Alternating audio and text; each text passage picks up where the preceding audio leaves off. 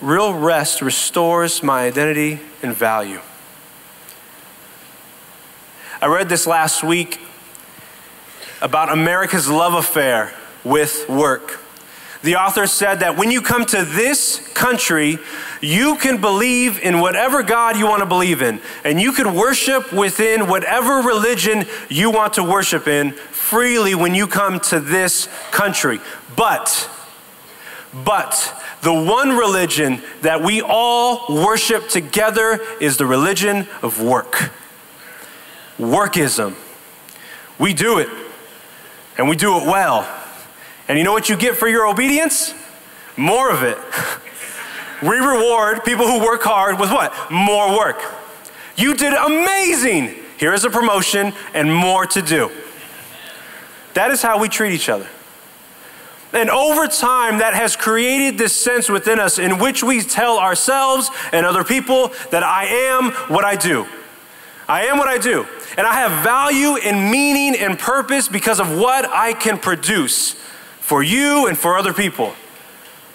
And if you are not on this same trip, then get out of the way and let the rest of us work. That is how we treat people. You are valuable because you can make something. You are especially valuable if you can make something that benefits me. That's terrifying. There is no love in that. There is no kindness in that. There is no life in that. There is no rest in that.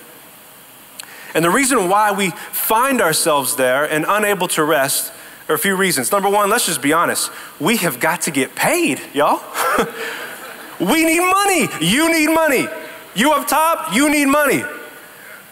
You down here, you need money too. We got to get paid. We have stuff to pay for and buy and things we want to do.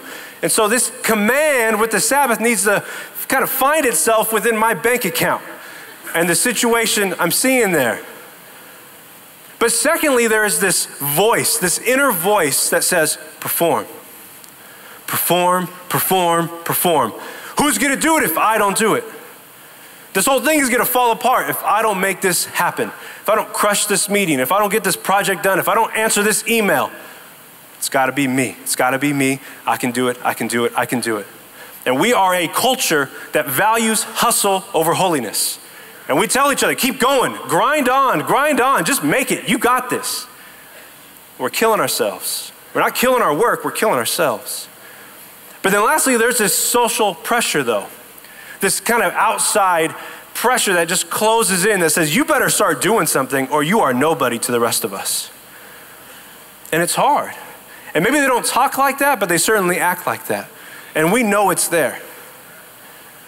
And you see, this passage in Deuteronomy 5 there in your notes, it's actually the same command repeated again from Exodus 20. In fact, the whole book of Deuteronomy, we might say, is the law repeated again for God's people because we need to hear things again before we actually do anything about it.